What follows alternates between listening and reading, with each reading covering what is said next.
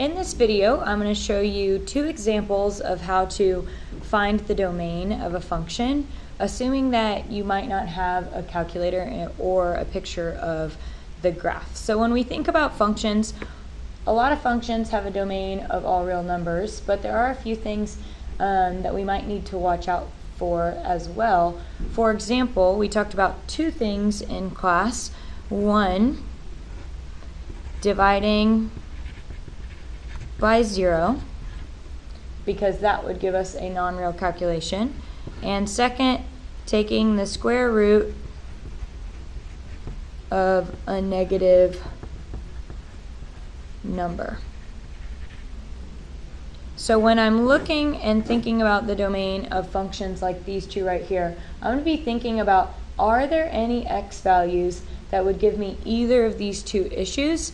And those x values I would want to throw out of my domain because they would give us a non-real calculation. Okay, so let's take a look at the first one.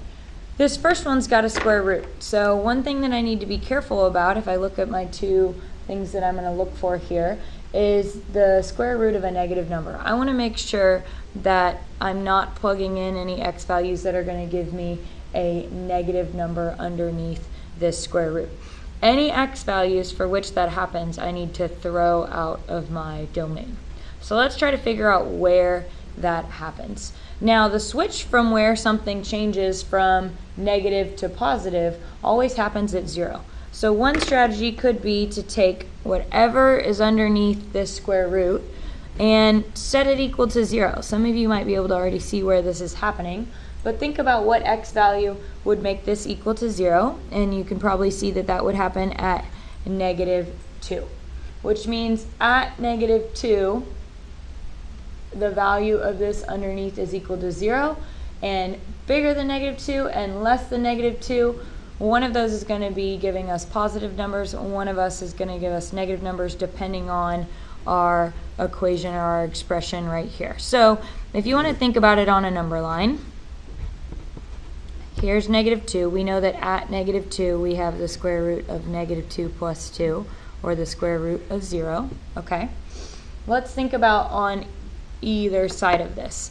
So let's think about all the numbers over here, -3, -4, -5, any number you could pick on this side. If I take any of those and I plug them in right here, let's think about whether we get a real calculation or not. So I'm going to pick one, like -3. Square root of -3 plus 2. -3 plus -2 is -1, so I would end up with the square root of -1. Uh-oh, I'm running into a problem because I've got the square root of a negative number. So you can think of any of these numbers right here. They're going to be too negative to overcome, like this 2 right here. So -4 plus 2, all of those are going to be negative underneath the square root. Let's think about some numbers on this side right here. If I think of any number on this side, let's say like +1, then I would have the square root of +1 plus 2, which is the square root of 3. Now I might not know what that value is off the top of my head, but I can take the square root of a positive number, so I know that it has a real solution. This is a real number over here. So any of these numbers on this side of -2 are going to be large enough where when I add them to 2, I'm going to have a positive number underneath the square root. So all of these numbers are in my domain. I want to include in my domain.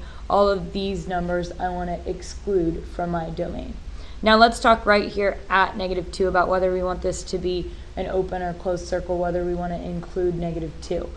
When we had -2, we got the square root of 0.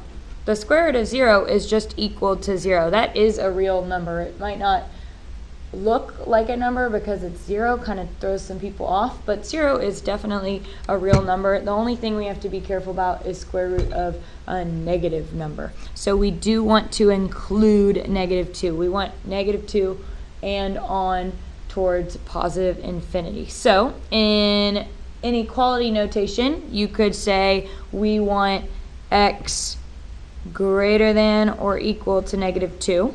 That's one way to write our domain.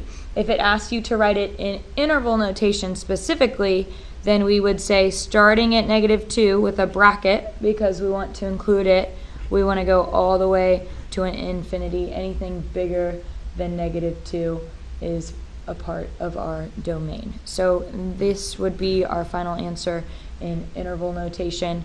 If it does not specify that, you could write your domain with an inequality like this as well. Okay, so that's example 1. Let's take a look now at the second example, which is a little different because this time I don't have any square roots. So negatives are pretty much fine in this one. Negative numbers by themselves are just fine. We only get a non-real calculation when we're taking the square root of a negative. So I'm good on that one. What I'm worried about more in this one is, there probably are some x values that if I plug them in to my function, I'm going to get a 0 on the denominator, or division by 0. Okay? The top of this function, I'm not worried about. There's no square roots. If I get 0 on the top, that's fine. I'm only worried about dividing by 0, 0 being on the denominator. So the only thing that I'm going to kind of take a closer look at is this denominator. I'm going to take x squared plus 7x plus 12, and again, I'm going to set it equal to 0 because I want to know where that's happening, what x values is that happening at. Because this is a quadratic, I just can go ahead and factor this to solve. I'm going to use the box method to do so. Got x squared, 12, and 7x. I'm thinking of my factors of 12 that could give me a 7 when I add them together. I've got 1 times 12, 2 times 6, 3 times 4, and if I use 3 and 4, that should give me a 7x. So 3x and 4x, which means that I end up with an x plus 4 on this side and an x plus 3 on this side. So in factored form, I have x plus 4 times x plus 3 equal to 0. Because of the zero product property, now to find my solutions, I'm looking for what would make either one of these equal to 0, and that would be x equal to -4 or x equal to -3. So essentially, in my own words, the domain of this function would be all real numbers except for the only two numbers that are giving me a problem are -4 and -3. So I want all real numbers except for -4 and -3. Now we could write that as all real numbers not equal to -4 with x not equal to -4 or x not equal to -3. But let's talk about what this would look like in interval notation. Okay?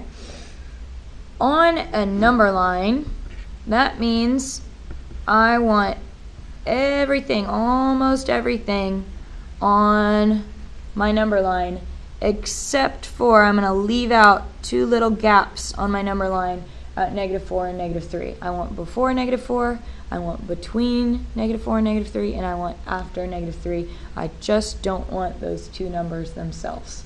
So in interval notation, it would look like a 3-part interval. We'd have from -infinity all the way to -4, and then we'd use a parenthesis to indicate that I don't want to include -4. I want just up to it, but not including it.